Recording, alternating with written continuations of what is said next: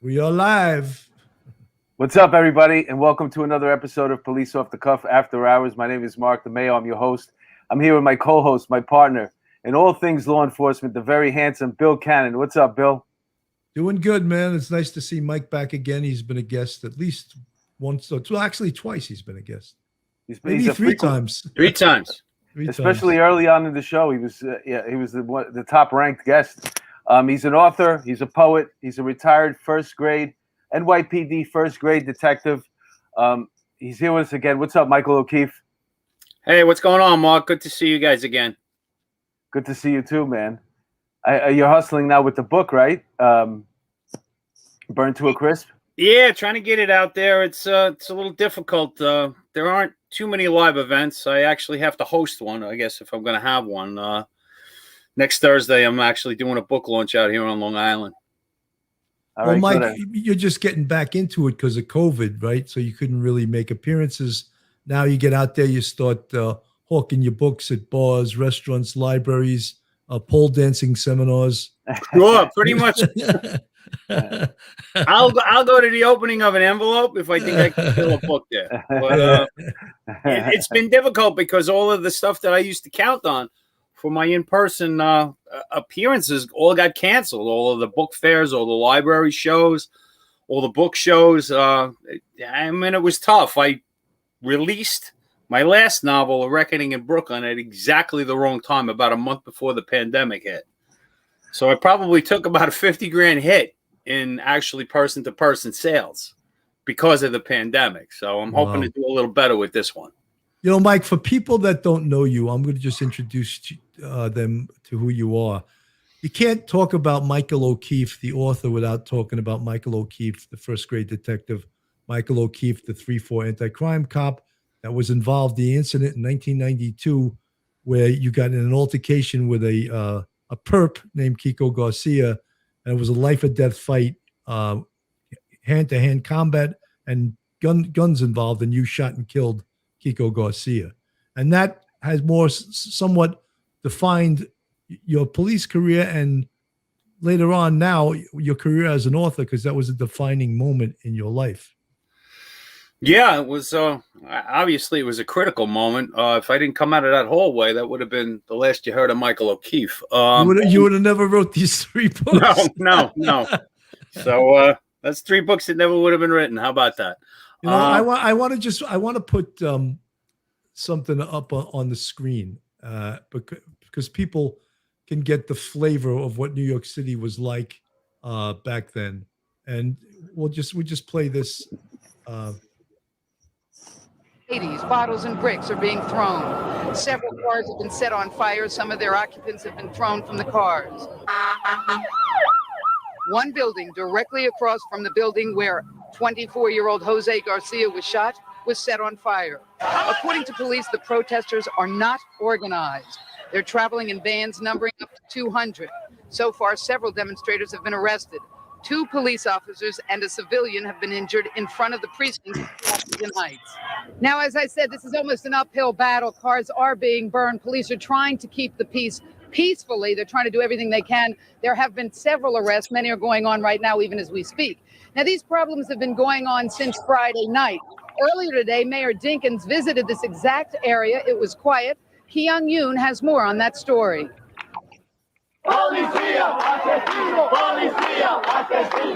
Angry Washington Heights residents called the police assassins, meanwhile keeping a watchful vigil over a makeshift memorial to Jose Garcia, who would have turned 24 today. The part-time bodega clerk was killed Friday night by 34th Precinct plainclothes police officer Michael O'Keefe, a death that sparked violent community protest.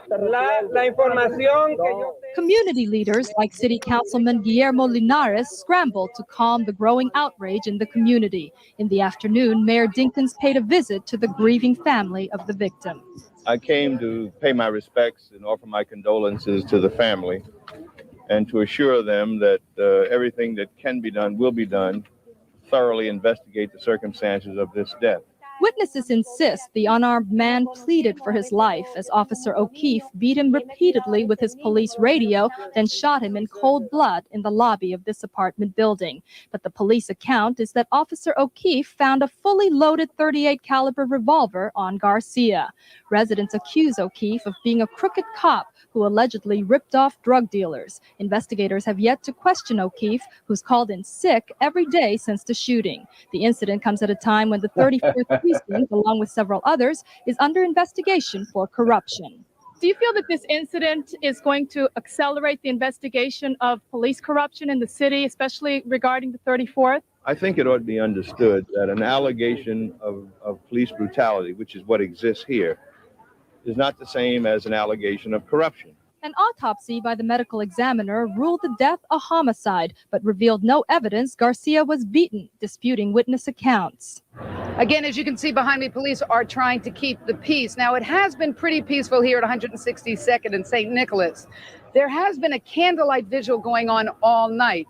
Some of the supporters of Jose Garcia have lit candles in memory of him. They have also painted murals on the walls adjoining the building where he was allegedly shot by that police officer. However, at times, M80s are being thrown, bottles are being thrown, and it is total chaos.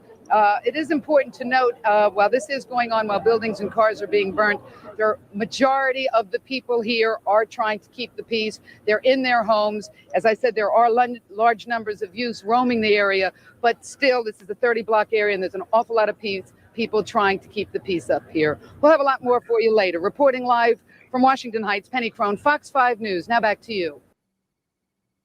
Wow, there was a lot of things said in that nothing's changed. Let's put it that way. You know, the one thing you notice, I'm sorry, the one thing you notice, Mike, is how ridiculously biased the press is.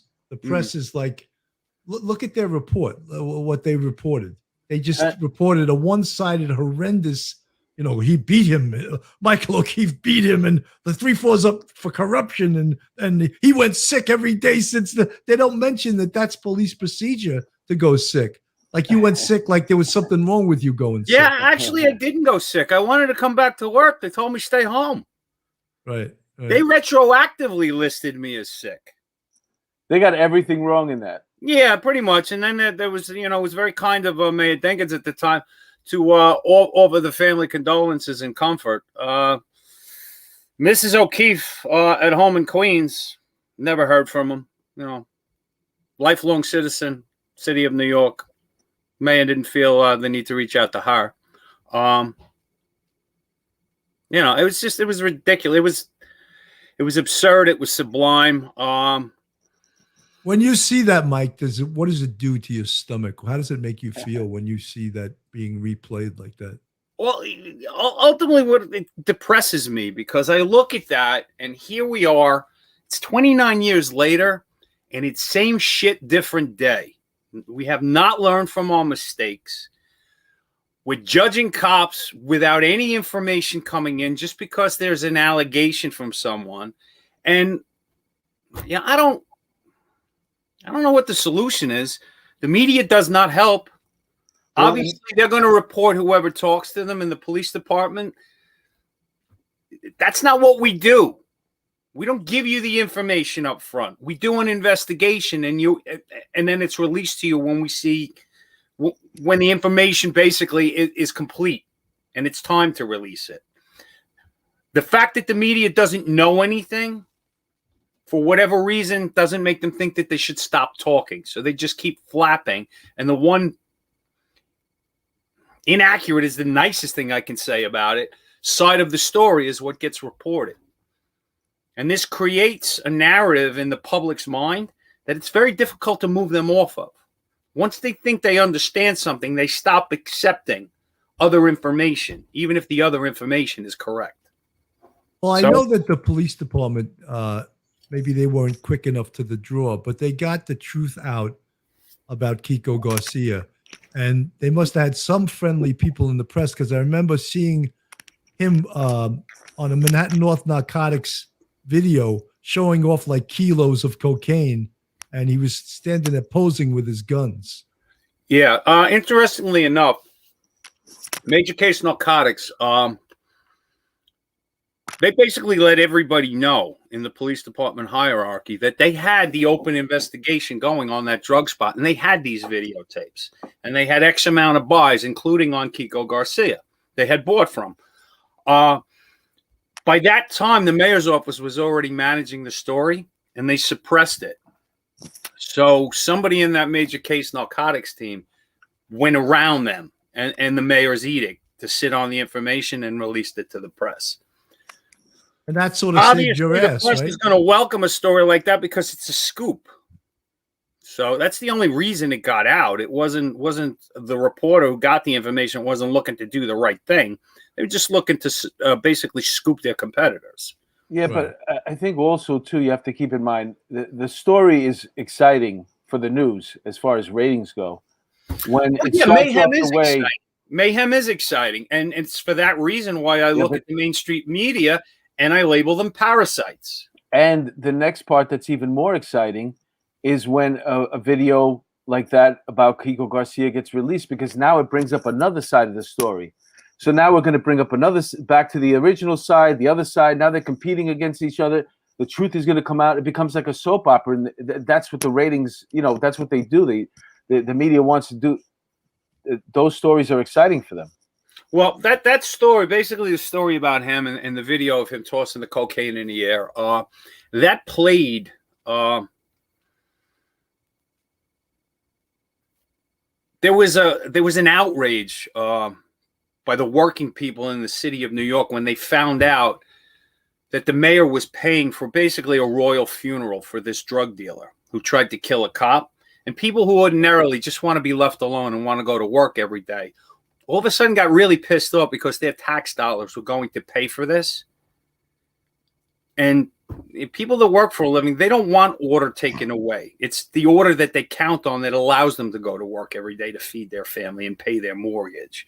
So they lost their minds. And Dinkins took a beating politically for the stance that he took in this. And the thing about it is he never came off of that. He doubled down on that bad information. Mike, if you could just comment on the picture on the screen, just like people don't know who those masked men are. Those are some handsome young men, all born and raised and living in the city of New York, who were running around in plain clothes, taking guns off of bad people in Washington Heights in the late 80s and early 90s. That's my old anti-crime unit, the local motion team.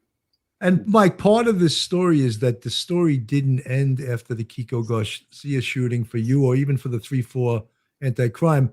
Didn't the feds go after the federal government went after the 3-4 anti-crime with the intention of locking people up? Yeah, well, I mean, we were high value targets once we were publicized as being, you give somebody a nickname, you just put a target on their back, particularly anyone in law enforcement. And once we became known generally to the public as local motion, anytime you lock someone up, particularly a drug gangster, anytime you lock someone up for a firearm, they have two choices.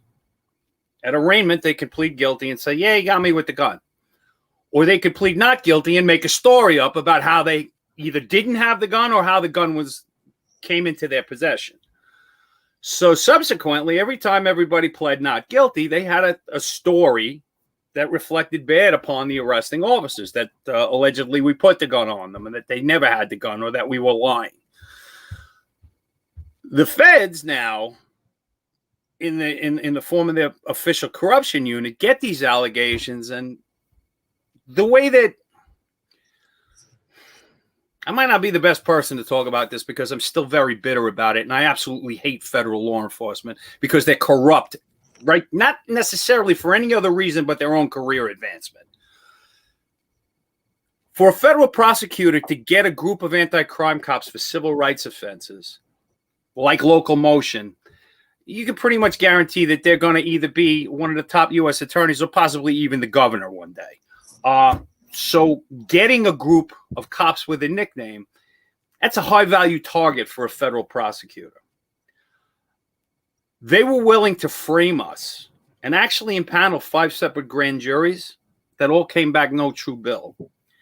So then they went dirty and they created a perjury trap. And one of my partners, Patty Regan,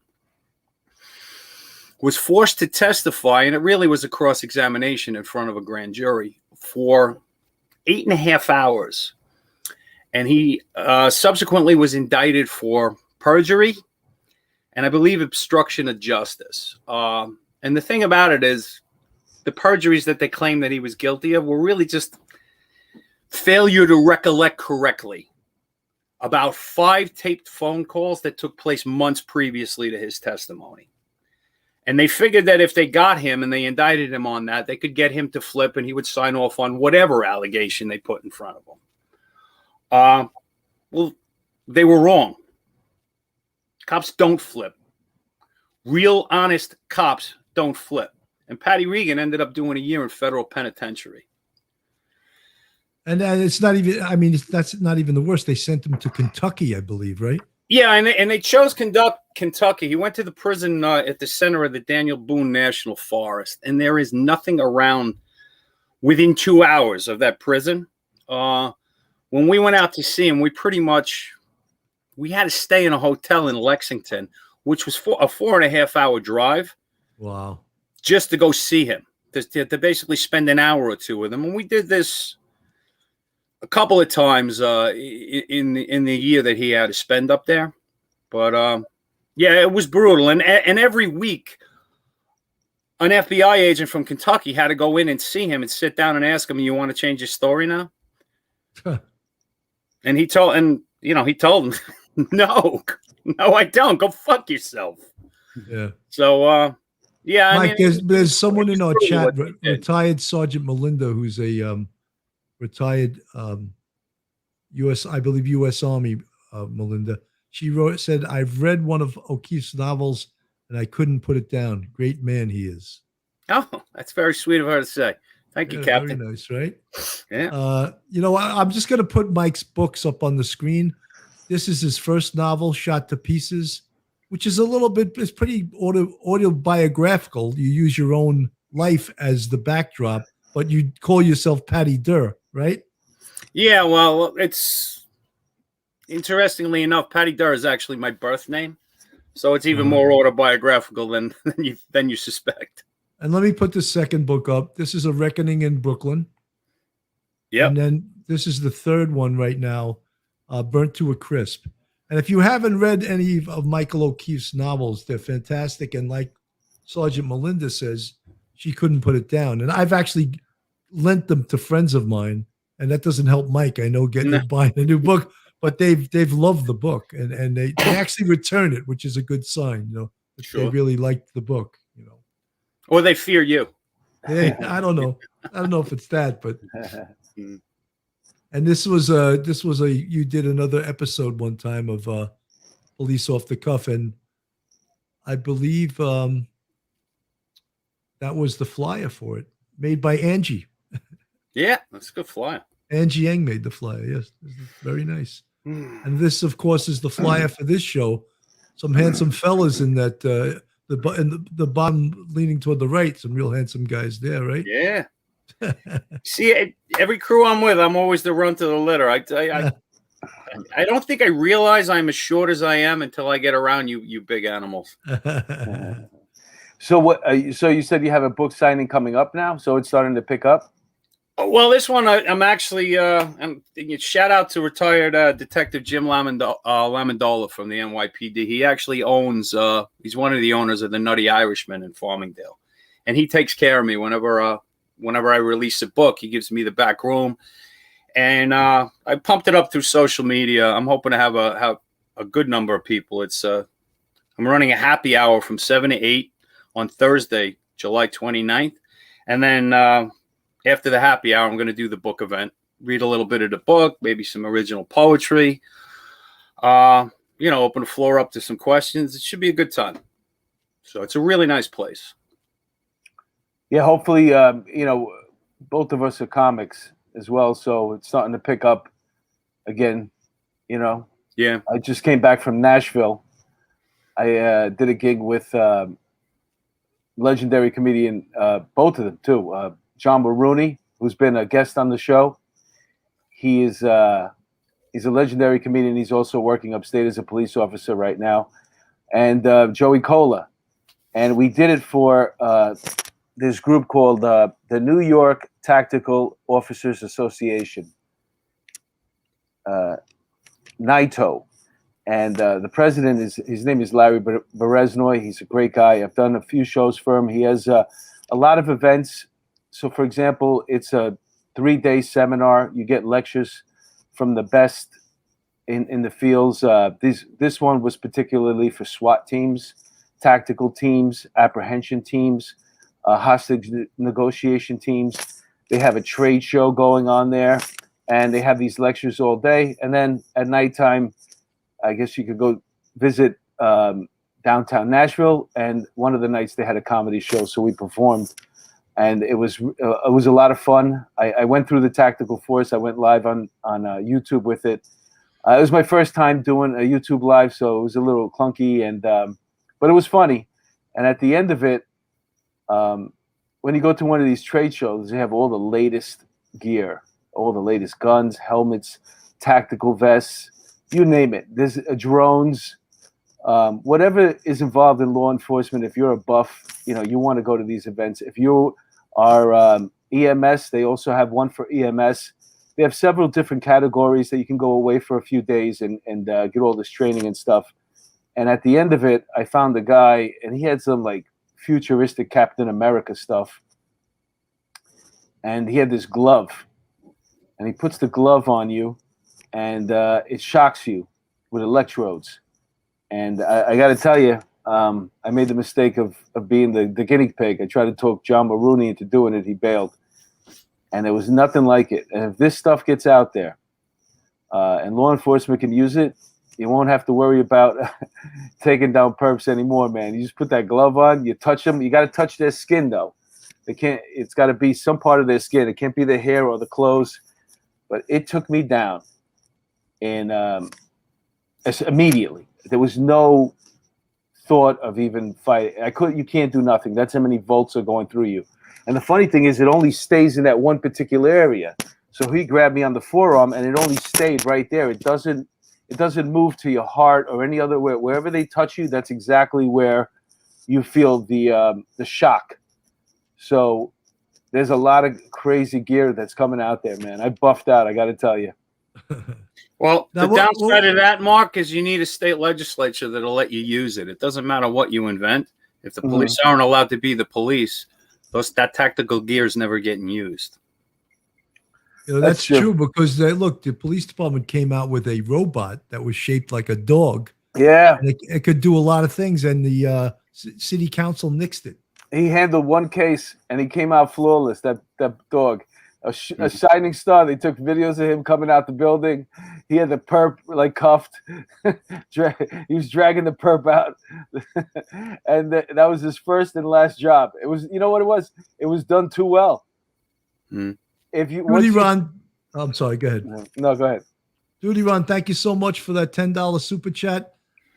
Duty Ron and I and Phil Grimaldi and Irma Rivera, we had a hell of a show last night.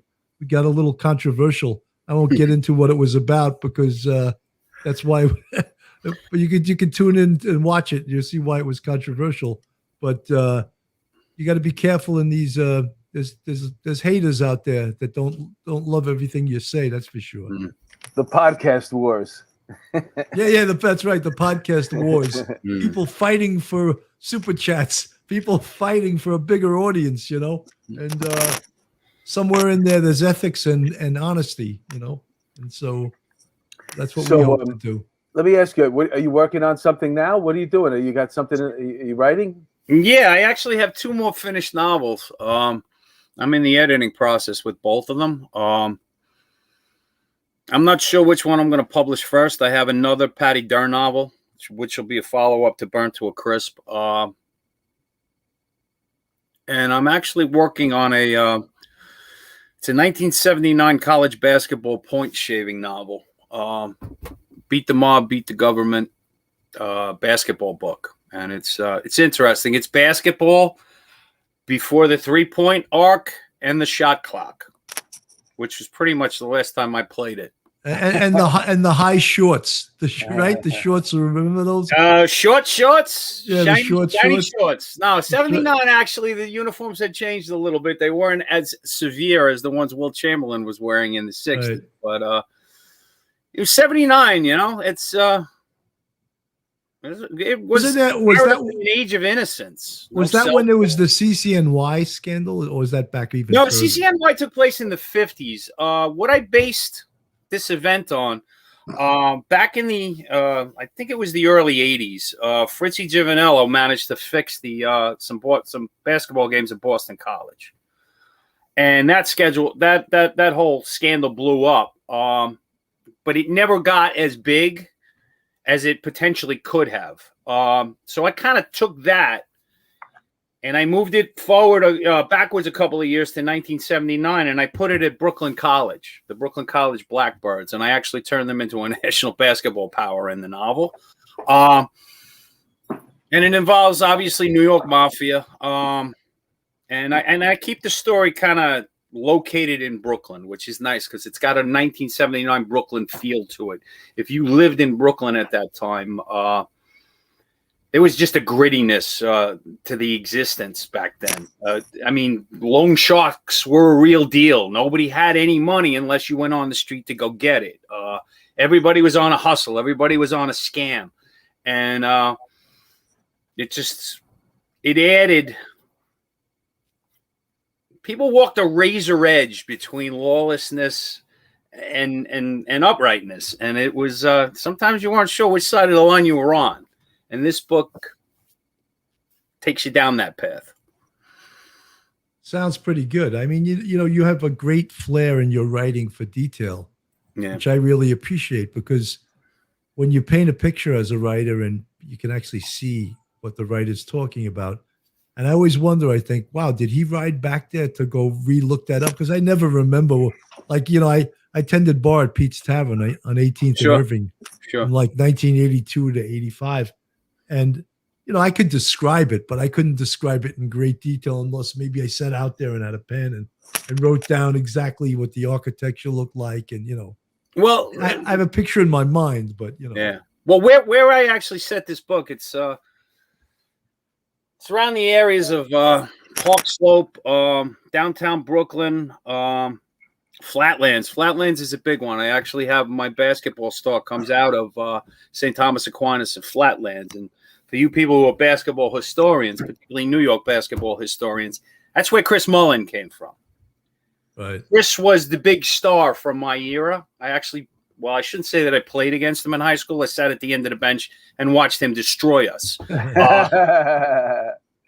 But that was my era of basketball, in CYO in high school, and then watching him go to St. John's and do amazing things. So, I have a personal knowledge, not necessarily an experience, but a knowledge of what was going on back then as it related to basketball. And also I grew up in those neighborhoods. So I'm writing detail from memory for the most part. It's, that's my life. I lived it. And now I'm going to tell you a story. I'm going to use that to paint that picture. So hopefully I paint it well, I think you will, Mike. You're a great writer. I mean, when I see or read your books, I'm very envious of how well you write, because I can write like police reports at TPO. The above listed, I learned how to write those things, but I don't know if I can write, where people would actually read what I wrote, Well, all through, actually, it started in 7th grade, actually. Thank you, Miss Wintergurst. I had a crush on the first teacher that ever taught creative writing at Our Lady of the Miraculous Medal in Ridgewood. And I wrote in high school short stories, plays, poetry. St. Francis Prep was the kind of school that we were creative. We had magazines, we had newspapers, and you were encouraged to write and submit to these things. So, I knew what it felt like to actually have things accepted and read by other people, and I liked it. And then all through college, I wrote and submitted and had some things published. But then the police department came along, and the only thing I wrote were pretty much police reports. I was very busy, spent a lot of time in court, made a lot of arrests. When I got to the detective bureau, my first big case in the 108 squad was basically a house robbery. This guy shot the place up with a machine gun and robbed everybody. It's like 6 different perps.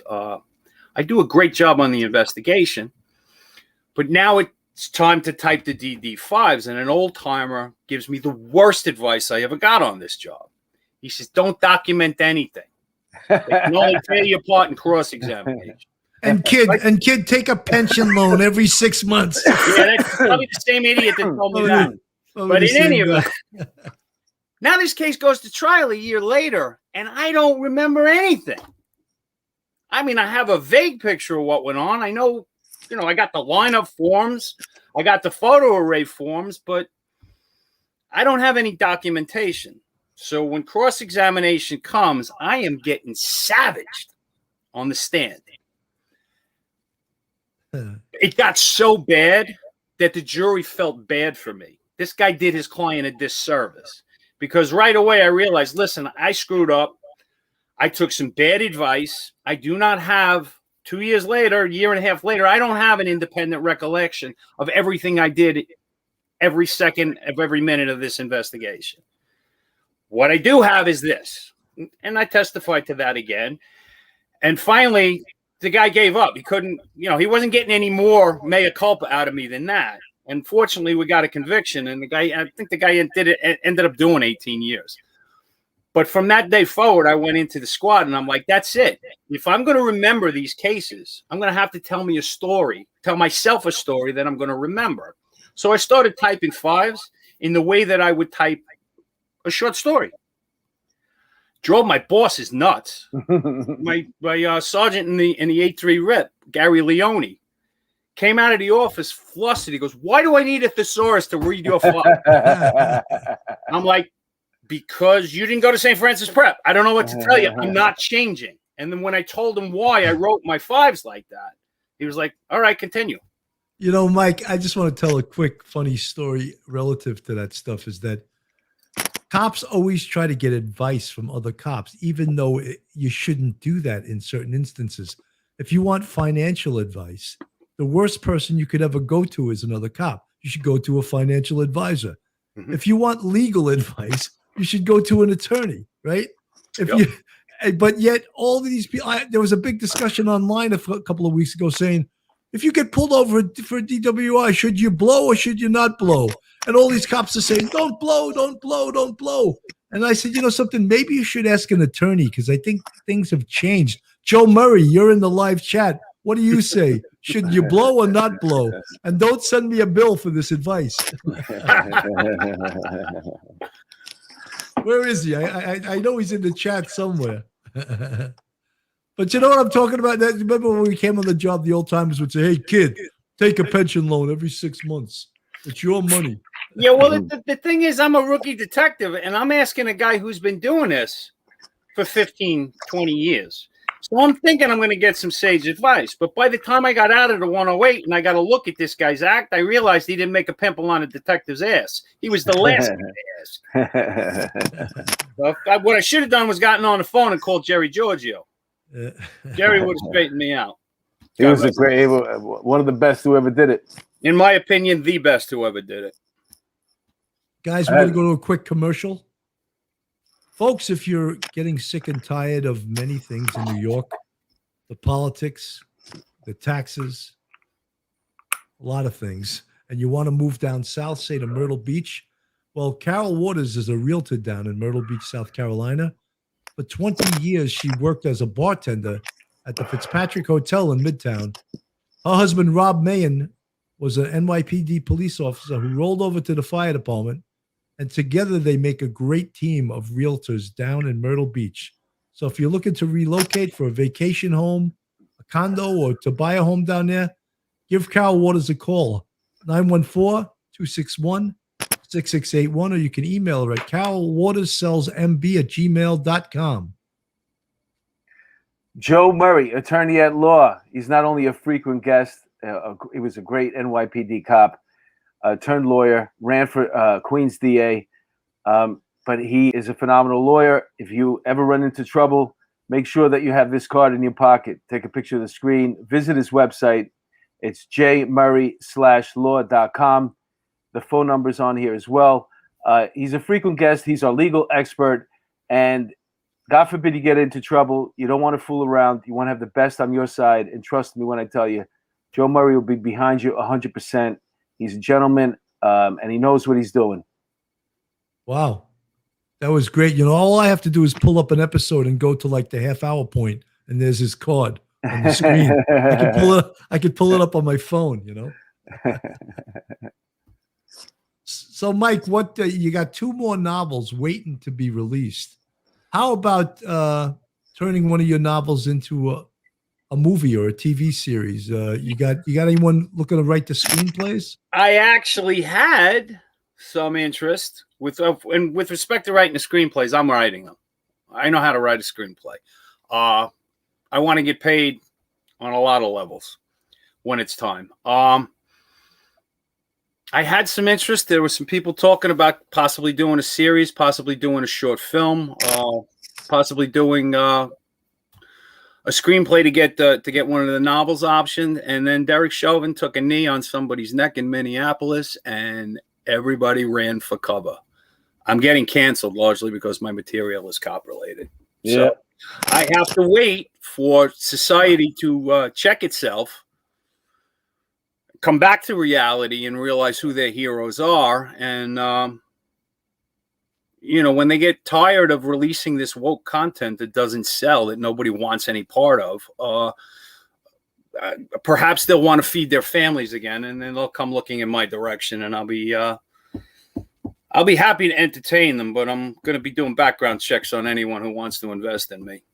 And Mike, who's your barber in that picture anyway? That would be my wife. It looks like a potential Marine Corps haircut there, you know? No, what that is that's it's the same haircut I got now. It just grew out a little bit. I used to have beautiful hair. I don't anymore. It's fleeing. And it's failing to grow in places that I wish it would stop failing to grow in.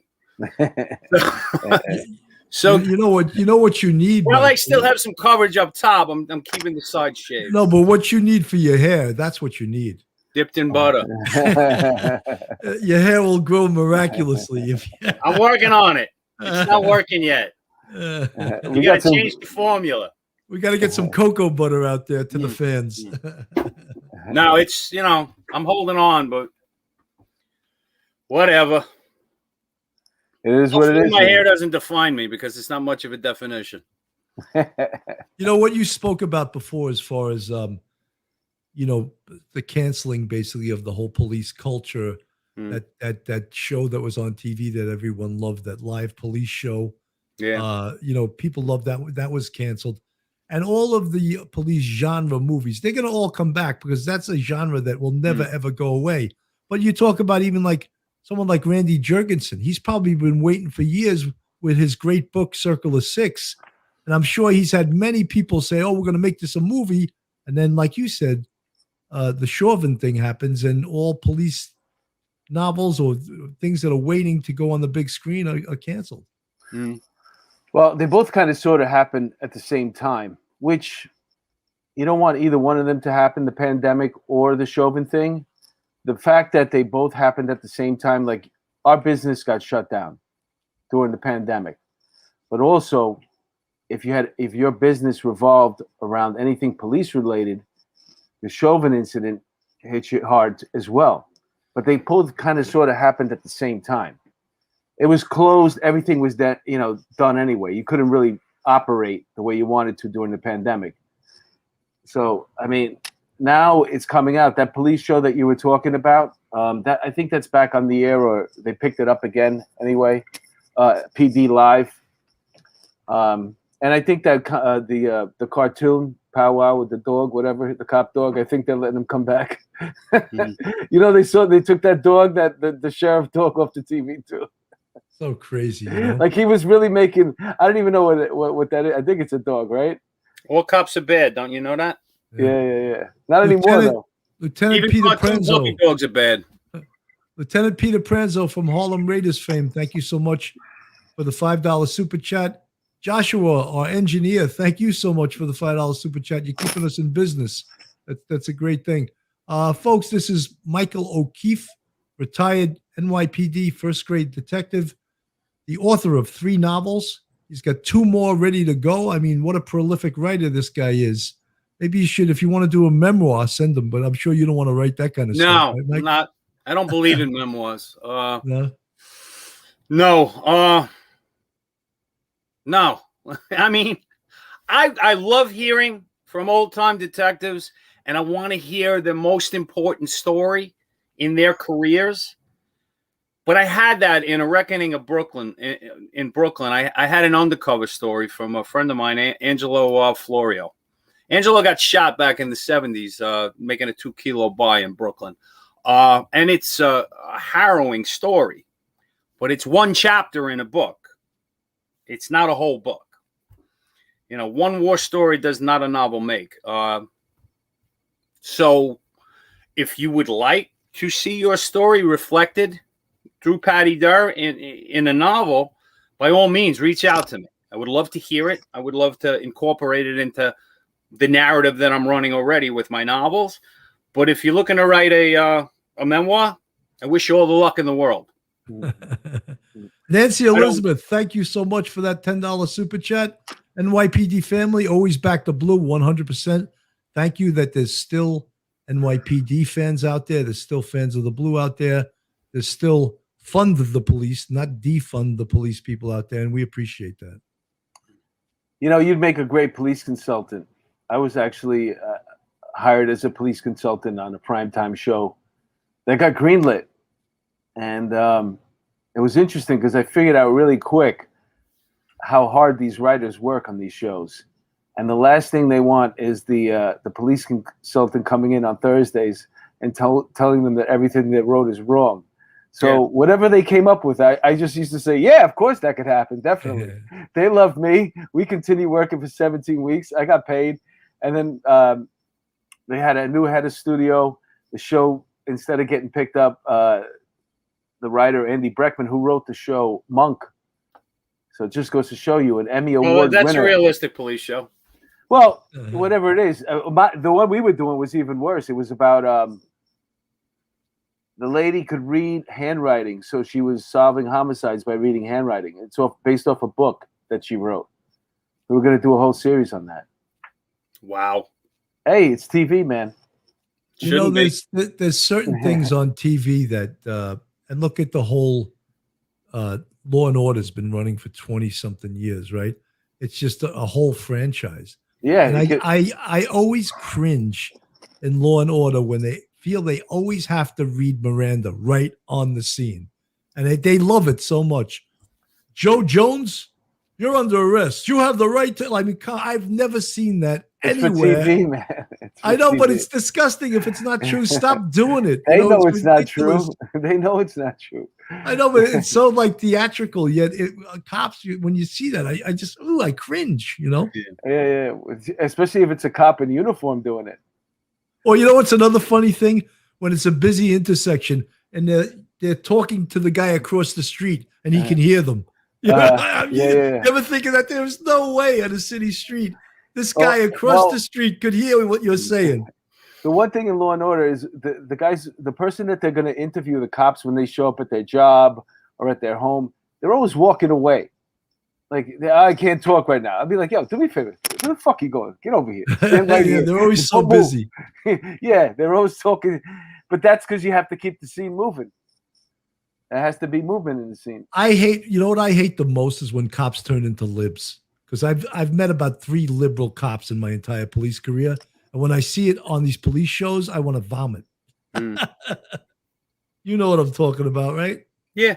Well, Blue Bloods is a great show because it has both sides, and there's always that scene at the end where they're sitting at the table, and you got the lib side of the family, and you got the conservative side of the family. They're all one family, but they all work it out, and somehow they get through a meal and nobody gets stabbed.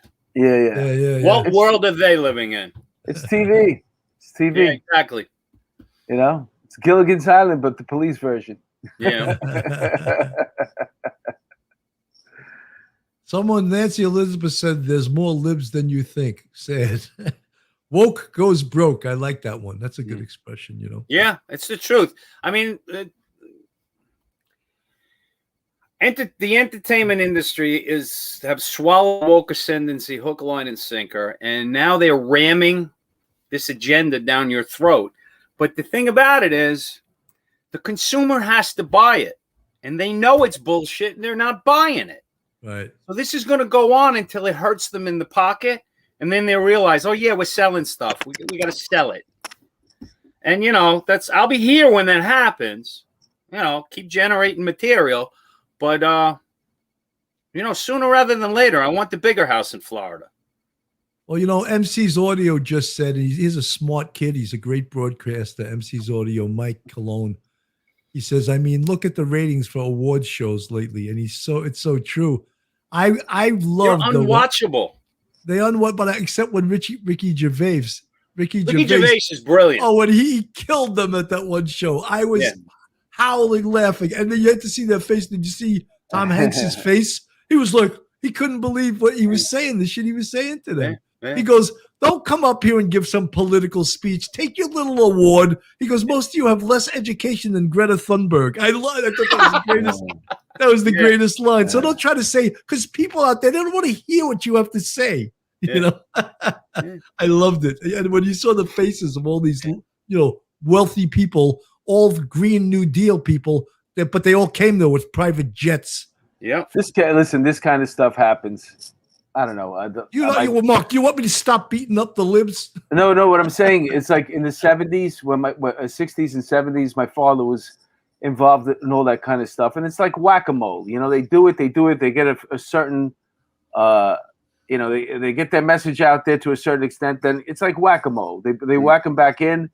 They don't go away. They're still there, and then they make another wave. This run has been a big push because we had a whole bunch of stuff going on at the same time. And, they're creeping in through the schools. But I think, like Bill said, I think it's done. Somebody said in the chat, Joe Murray, I think it's starting to happen that the wave has turned. The fund the police is not something that anybody wants. Well, except for Minneapolis, because they just. Well, no, they don't want it anymore. They want the police again. No. Well, they just put this thing in. They're going to try a new way. They're trying to put it on the voting on the ballot to pick a new way of policing to develop. They're probably going to lose, obviously, but it's going to. They're trying to get it on the ballot as far as getting rid of the police department and creating a whole new system. Oh, listen. Yeah, there is. That occurred in the past. It's called anarchy. Well, to good luck, Minneapolis. Let me tell you something. If there's a state like that, and they're going to do that, then every single person in the country who believes that should move there, and then I'll be fine. Let them all live there. But they won't. They'll leave Minneapolis and bring their bullshit policies with them. Well, you know what's going to happen? They're going to flip Texas to a blue state if they keep moving from California to Texas. That's what's happening. Well, with respect to that, okay. They're doing pretty good. You're talking about waves, and I'll give you a New York City history perspective of that. In the 60s and the 70s, the liberal ascendancy took charge of New York in the person of John Lindsay, and John Lindsay was a frickin' disaster, and it was because of him that we had the crisis through the 70s, and it took Ed Koch, who was a conservative Democrat and a law enforcement Democrat, to fix what John Lindsay broke. The Democrats and the liberals again took over New York, and it culminated basically in David Dinkins, who stepped in for a short time between Koch. We had Dinkins, and he doubled down on John Lindsay's policies, and it was a disaster. People were dying by the thousands in New York, and it took Rudy Giuliani to institute a law enforcement, let's take the city back, friendly to business. Michael Bloomberg was smart enough not to toy with that success, because that's what it was. It was success. He wanted to take away our sugary beverages and institute a nanny state type of thing. But with respect to law and order, Bloomberg was smart enough not to toy with success. Everybody stayed home for the mayoral election that resulted in Bill de Blasio. And he was so bad, you thought there had to be a groundswell for somebody who wasn't like him, but it wasn't. Everybody stayed home again, and we got another Bill de Blasio term. This is 3 times now. How bad is it going to get before people who don't vote, who ordinarily just want to be left alone to go to work, are going to realize, I don't have schools to send my children to. I can't get to work without being accosted or assaulted by some homeless crazy person. At what point are you going to vote correctly and realize that these policies don't work? They fail time. It's like socialism. It fails every time it's tried. Stop trying. Mike, Sergeant Melinda wants to know, if she orders your new book, how can she get an autographed copy from you? Do you have my email address? Tell me what it is right now. I'll put it in the chat. Oh, boy. You don't remember? Okay, you don't remember my email address is, I'm trying to remember. I have the author's. You know what? I'll just give you my regular email. It's michaelokeefe297@yahoo.com. There's no apostrophe. No apostrophe, no punctuation, no caps. Mike O'Keefe, what's the numbers? 297@yahoo.com. Okay. And then I'll talk to Melinda personally, and we'll arrange for me to get her some autographed copies. All right, so Melinda, just email Mike at that email, and he'll arrange for you to get a signed copy. And that's anybody else that's interested in that deal. You can do the same, and we'll get it together, and I'll figure out how to get you a book. I don't know if you guys saw this one. I don't know if you could see it, but wait a minute, I'm screwing it up. Donnie Brasco himself. Nice. Oh, wow. He sent me his book. Is that Joe Pistone? Yes, but he signed it Donnie Brasco for some reason. It's funny when I correspond with him on email and I ask him something, he gives me a 1-word answer. Joe, could you come on this date? Yes. Oh, yes. Joe, can you do this? No. I'm like, it's a man, a few words, unless you expound upon it. All right. I actually have a story along those lines. I was doing when I put out my short story book, 13 Stories, Fractured, Twisted, and Put Away Wet. I did a launch party at the famous Coogan's, which is out of business now, unfortunately. In the Heights was being filmed around the block, and Jimmy Smits, who was in that movie, actually is a big fan of the police. He's an East New York guy. He was obviously an NYPD Blue, and one of the detectives from the TV movie unit told him, "Hey, listen, on the meal break, why don't you go over to Coogan's, famous cop and detective? He's an author now. He's debuting his new book." So he came right over, and he came into the bar, and he's talking to Dave, one of the owners, and I'm looking at him, and I recognize him, but I can't, I don't expect to see him there, and I can't place who he is. And then it occurs to me, and he comes over to me, and he says, "Hey, how you doing? Detective Bobby Simone," and he sticks his hand out. So I was like, I shook his hand. I'm like, "Hey, how you doing, Detective Patty Durr?" He goes, "Wait a minute, I thought you were Mike O'Keefe." I go, "I am, but if you're going to use a bullshit fictional detective, so am I." That was the greatest thing you ever heard. He ended up buying all the books. So Jimmy Smith is a good guy, and he's in my book. He's a good guy. That's great, man. That's great. That's a great story. Even through this, like, we meet a lot of cool people that we would never meet otherwise if we weren't doing this. Yeah. And you realize there's some really great people out there, and we all. I know we can get down on the politics and all that, but we all are very positive people, or else we wouldn't be doing what we're doing. You know what I mean? Like, you're writing, you wouldn't be writing if you weren't a positive guy, because you wouldn't be able to get out of bed and do it. Mark wouldn't be doing comedy and going down south to Tennessee to do a comedy show, and or doing this podcast. You have to remain positive. That's for sure. I'm trying to find this. Somebody mentioned that their father was on the job and worked under Lindsay. Man, I lost the. Was that in the chat? Her father was a sergeant under Lindsay. Well, oh yeah, he worked under Lindsay. Yeah, that must have been an interesting time. Yeah, he had those ideas in the late '60s that come out of de Blasio's mouth right now, and you're just like, oh my God. Well, how is he? Lindsay is the one who had the bright idea that they were going to build all the housing projects right on the water in Rockaway. Who does that? You know, I heard a story that a lot of those projects are built by the water because at the time the sewage, it smelled really bad. Nobody wanted to live there anyway. No, everybody wanted to live in the Rockaways. It's nonsense. Well, I'm talking about maybe the other projects in the city. What had occurred, the reason why they ended up building there is that whole area where the projects are on the Rockaways, those were old bungalow communities back when the Rockaway was called the Irish Riviera. And they were old bungalow communities, and they were decrepit, and they were falling down, and they were for the most part condemned. And the area started to get sketchy because of the train line coming through.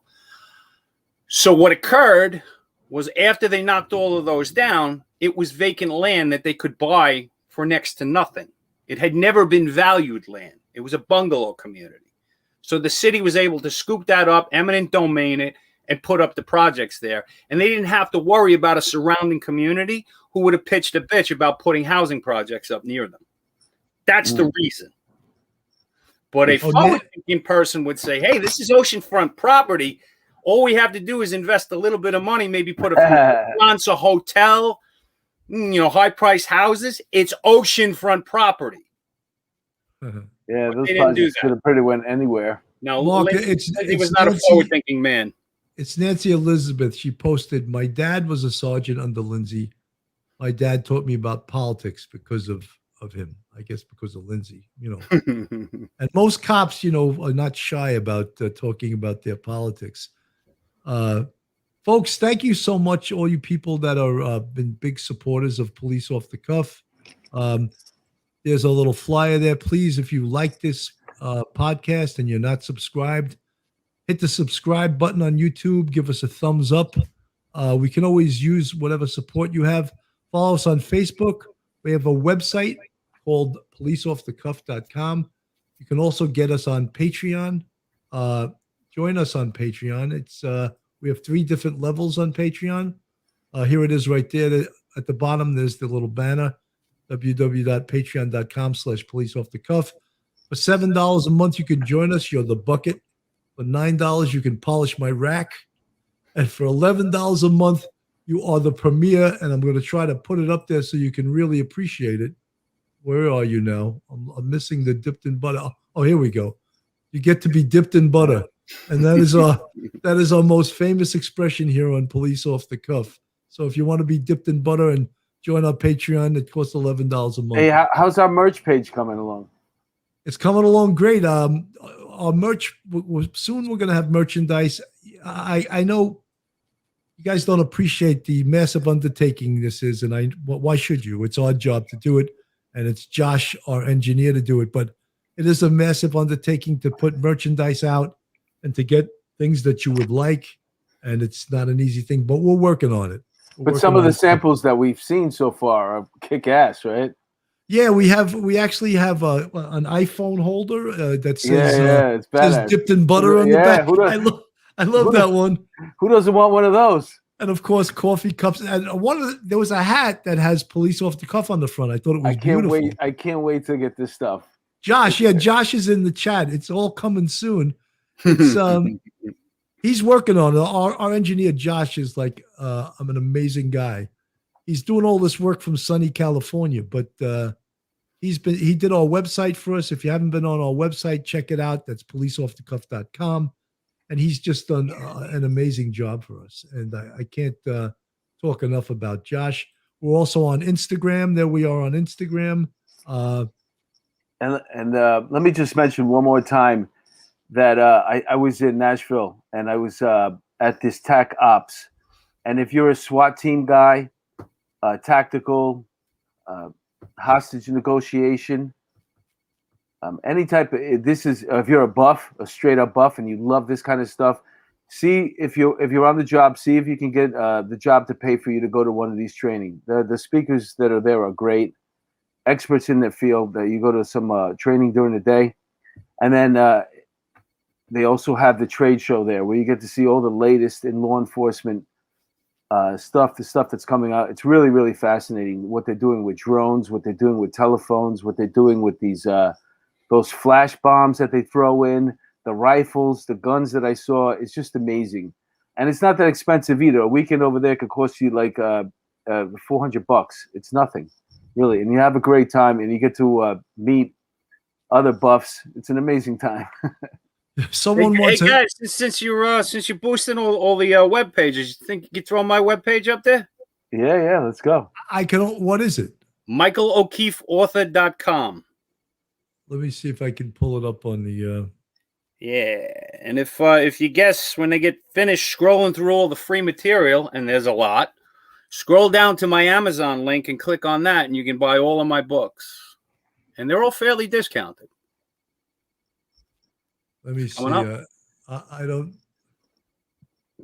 It's hard to pull up the website on this. It's you know it is because I'm on another screen. I don't know if I could do it.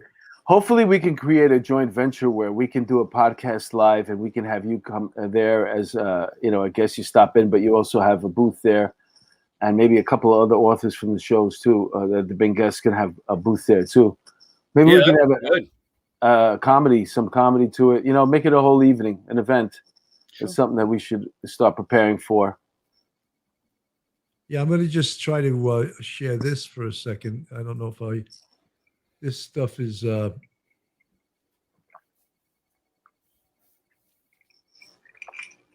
it's like a multiple Hey, there we go. You don't need to do that. You just make some gun collars and robbery collars. I'm like, if I can do that in Long Island City, you don't think I can do it on Knickerbocker Avenue?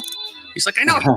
3 weeks later, the transfer comes down. When no one will touch me with a 10-foot pole. Joe Esposito's the guy with the 11-foot ball. Right. Wow, that's to the A3. But the day that the order comes down for the transfer, here we go again. I'm in federal court watching my partner, Patty Regan, be convicted of perjury. Here we are. Oh, who's that handsome guy there? Look at those handsome guys. The original. Bill Cannon. The palatial estates. Legendary officer. What do we call it? The palatial. What's up, buddy? The palatial estates. I'm like the legendary author. I was just commenting off the air that, these podcasts are much funnier, but this one's pretty damn serious, right? I guess the nature of this needs to be serious. There you go, bro. Listen, I'm not going for goofy laughs or trying to be like, haha, funny. Wherever the story takes us. And it's a fascinating, Bill, remarkable. When you watch the early episodes, it's so funny, isn't it, Bill? It is, but some they were pretty. They were good, but we had a completely different style. Yeah, it was, but that was Mike was one of our top. Earlier week, in the beginning, he was one of the first. I guess 6 months. He was on in the first 6 months, and I remember we did your show and you told the story of the Kiko Garcia. We all got really emotional. Yeah. I remember it was really, we were almost like in tears. If you're a fan of the show, you should probably go back and check out that episode. It's moving. I tell you, man, it's great. It's great radio. I mean, I teared up. I probably cried. I remember that. It was a very, very emotional episode, and it was a great, great story. Mike, you tell a great story. You do. I had an eventful life, so. Well, it was just like when we Marianne DeLuco McGinnis, when she was telling the story of the suicide of her husband, who was an NYPD sergeant, leaving her with 3 kids. I mean, if that story didn't make you tear up. We've had a lot of good ones, man. Yep. Yeah, it's Dr. Washkel, who's like an amazing expert on suicide prevention. We have had some amazing shows, and I don't want to blow our own horn, but just. Yeah, Mike is one of the guys who started us off, though. Yeah, 100%. Well, a police show, we're never at a loss for content. Remember when we were rookies and we came on the job, there was always one old timer that said, "Welcome to the greatest show on earth. For 20 years, you got a front row ticket." That's true. Was he lying? No, he wasn't lying. He wasn't lying. Folks, we're at actually over an hour right now. And I just want to thank everybody. I don't know if you've noticed, but in the past 28 days, we added over 6,000 new subscribers, which was just, for us, is an amazing thing. And we're going to keep working hard at this. And we want to I think we're at like 10,300 subscribers right now, but we want to double that 10 in the next month or two, and just keep growing this, and keep the word out there that cops are good people. Keep bringing on police supporters. Keep bringing on fantastic guests, which is, I believe, we have. Keep covering real crime story cases in a true way, and in the police perspective, and that's what our goal is. And a lot of people, Factual Breakdown, thank you so much. He just wrote, I love this channel. Joe Murray, 10.3, keep it up. Yeah, Joe, we are with your support. We really appreciate your support. The Pranzos, Peter Pranzo and Rachella Pranzo, we love you guys. You've been with us from the beginning. Thank you so much for helping us out. And I'm pretty much done talking. Mark, you have any final words? No, I just wanted to thank Michael for coming on and blessing us again. It was great to have you. It was a pleasure to be here. If I could just shout out to the listeners, I want them to know that they're all invited. It's a free event. Next Thursday, the 29th, 7 o'clock at night, 1900 hours to you police. Happy hour and book launch for Burnt to a Crisp. Come join me, have a drink with me. It's in the Nutty Irishman on Main Street in Farmingdale. That's the book, Burnt to a Crisp. And you can get, Mike, they can order it on Amazon, right? Absolutely. Yeah, all my books are available on Amazon. You just put my name in there. I tell you one thing, Shot to Pieces, I read that like in a couple of days. It's a great book, and everyone in my family ripped it off from my house. I don't even know where it is right now. They stole it right out of my house. And then, of course, Reckoning in Brooklyn, I read that, and I gave that to a friend at the gym. Actually, he just gave it back to me recently, but it was passed to like 3 or 4 different people. But that doesn't help Mike. He needs the dough. But still, it just shows that the books are great and people are reading them. So want to congratulate you on that, Mike. And NYPD Captain, that's Stefano, right? 3-4 forever. Now, Anthony Stefano. Andrew De Stefano. Yeah, great guy, and he's been watching the shows recently, and we're so happy to have him here. Anthony Merck, he says, come down to Florida. Anthony, I want to do that one of these days. David Herbsman. Look for me in February. You're going down there in February? I think I'm done. I think I've seen my last New York winter. Oh, yeah. I don't blame you. I don't blame you, man. Once football's over, there's no reason for me to be here. Factual Breakdown, she says, come to Oak Island, North Carolina. That sounds beautiful down there. Yeah, I've heard some nice things about that. Marie Green, are you from Florida too? She says, love to Florida, come fly to Florida. Love to come, need to fly out. Okay, Marie Green. Margaret O'Hearn, police off the cuff. Do any of you remember Detective Jack Flynn? Former driver of Commissioner Lee Brown, wonderful man. I don't know if I ever met him, Margaret. Retired Sergeant Melinda, excuse me, how did I say Melinda? Y'all can come stay on the condo in Florida. Melinda, you're the best. Thank you so much for inviting us. Tim Acosta, big supporter of ours. Thank you so much. We appreciate all you folks. And I guess I've been talking too much. So on behalf of Police Off the Cuff After Hours, I'm Bill Cannon with Mark DeMeo. Good night, guys. Thank you so much.